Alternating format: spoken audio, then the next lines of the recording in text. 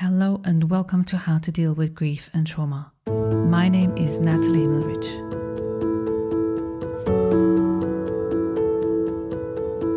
How to Deal with Grief and Trauma is completely self-funded, produced and edited by me, Natalie Himmelrich. Consider making a small donation to support the podcast. Go to bit.ly/support, capital G, capital T, and podcast. I repeat, bit.ly/supportgt podcast. Thank you so much. And for more information, please visit Natalie's website, join the podcast Instagram page, and subscribe to the newsletter to receive updates on future episodes. Welcome to another episode of How to Deal with Grief and Trauma. I'm your host, Natalie Himmelrich, and today we're talking about something fundamental to healing from grief and trauma: resilience. Before we dive into how you can build resilience, let's first talk about what resilience actually is. So when people hear the word, they often think of strength or bouncing back quickly or being unaffected by hardship. But in the context of grief, loss or trauma, resilience can look very different. And to be clear, it's not about avoiding pain or pretending that everything is okay. So resilience is the ability to continue functioning even when life feels overwhelming. It's about adapting to change and hardship in a way that allows you to keep moving forward, even if it is at your own pace. It doesn't mean you won't feel sadness, anger, or pain, or fear. In fact, resilience means you allow yourself to feel those emotions and still find a way to live through them. So what does resilience look like in grief and trauma? Resilience can be really subtle, and you might not even recognize it in yourself. In fact, I didn't. I actually thought I do not feel resilient at all after my significant losses. And especially when you are going through a hard time, it's sometimes difficult to see it. But chances are you are more resilient than you realize. In my case as well, only looking back, I can see where the ember of resilience lay. Let me give you a few examples. So getting out of bed in the morning when your grief weighs you down, that is resilience. Or asking for help when you need support, and even when it's difficult, that's also resilience. Or crying when you need to, and allowing yourself to experience all the emotions, even those that you might not understand or not like, that is resilience. But also taking a break from grief. Maybe watching a movie or talking to a friend to give yourself a moment of relief, that is also resilience. Sometimes resilience is just surviving another day, maybe even just another moment in a day, even when the pain feels unbearable. It's important to recognize these small acts of resilience because each one shows that you're finding ways to live with your grief or trauma rather than letting it define you completely. So now that we have a clear understanding of what resilience looks like, I want to share with you 5 practical ways to continue building resilience no matter where you are in your journey of healing.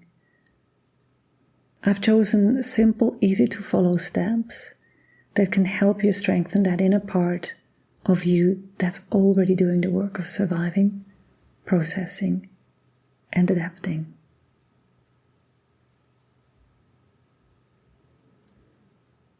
So the first example is embracing your emotions.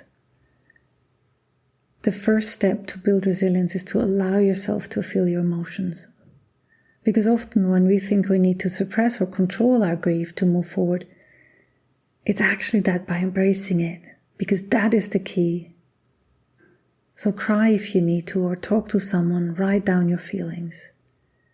By noticing and naming them, so by acknowledging your emotions, you will release some of the weight that you carry, or that the emotions carry, and give yourself permission to heal, to integrate. So here's an action tip for you. each day, set aside just 10 minutes to check in with your emotions. There's a practice called notice and name that we use in polyvagal theory. And you can ask yourself, how am I feeling today? Where am I at today? What's my state? You can also go back to the other episodes on nervous system, understanding the nervous system regulation for more information. And I will link those in the show notes. Because it's okay to feel sadness, anger, confusion, fear, and it's the practice to accept whatever comes up. Because truthfully, your nervous system doesn't lie, and it can also not be rushed into something else just because your cognitive mind thinks it should. The next example goes hand in hand with the first one. It's cultivating self-compassion. Being kind to yourself is essential in building resilience. Because during grief, it's easy to be hard on yourself. Either because we have learned that's what it should be, or especially when you have beliefs about not being allowed to feel stuck or overwhelmed. Practice self-compassion by talking to yourself as you would to a trusted, loving friend. You can imagine, how would you talk to a child or your best friend? So if you're critical to yourself, take that example and remind yourself that it's okay not to have everything figured out right away, that it takes time. So an action tip for that: if you catch yourself being self-critical, pause and reframe your thoughts. Take the example of talking to a child, your child, or your best friend. And instead of thinking like, I should be over this by now, try, I'm doing the best I can, and it's okay to take my time. The third example is finding a support network. Because resilience isn't built in isolation. So surround yourself with people who understand and support you. Whether it's a friend, family, a grief support group, or someone that can support someone dealing with grief and trauma. If you look for a professional, make sure that they're trauma-informed or grief-informed. Preferably both. Talking about your experiences with others does not only lighten the emotional burden, but also reminds you that you are not alone. So here's an action tip for you. Reach out to one person today, whether it's by a phone call, text, or even go on a coffee date, and share how you're doing. You don't have to have all the answers, but connecting with others is a big step in building your resilience. And the benefit is also that of co-regulation, which helps your nervous system regulate the states. Example 4 is to create new routines. In times of loss, our world often feels chaotic and uncertain. So establishing new routines is important and can give you a sense of control and stability. Start with something small and manageable. A routine, whether it's just like a morning walk, journaling before bed, or having your favorite tea at the same time each day. So these rituals can help you ground and creating some new normal amidst the chaos. So here's an action tip. Choose one simple habit to incorporate into your daily routine. This can be anything from a 5-minute meditation or reading a few pages of a book that is supportive to you. The consistency of this practice will help you feel anchored. And example number 5 is focusing on small goals. Because when you're grieving or dealing with trauma, it's easy to feel overwhelmed by life. The nervous system has to deal with all the emotions that are coursing through your body, so it's easy that it feels overwhelmed. So set some small achievable goals which can help you regain a sense of purpose. These goals don't have to be big, so start with something simple, like getting out of bed, taking a short walk, making a meal.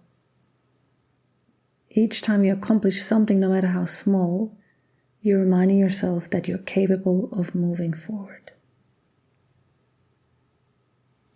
So to recap, the 5 ways to build resilience in the face of grief, loss, and trauma are: embrace your emotions, cultivate self-compassion, find a support network, create new routines, and focus on small goals. These are all things you can start doing today, simple steps that will strengthen your resilience over time. And remember, building resilience is a process, and there's no rush. You cannot rush your nervous system. Take it day by day, maybe even hour by hour, minute by minute, breath by breath, and trust that you have the inner strength to weather the storm. Thank you for tuning into this episode of How to Deal with Grief and Trauma. And if you found this helpful, please share it with someone who might need to hear this. Until next time, thank you so much for being here.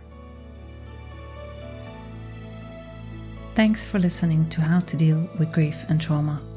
If you'd like to be updated on future episodes, please subscribe to my newsletter on nataliehimmelrich.com. If you need grief support, please contact me for a 30 minutes free discovery session. How to Deal with Grief and Trauma is produced and edited by me, Natalie Himmelrich.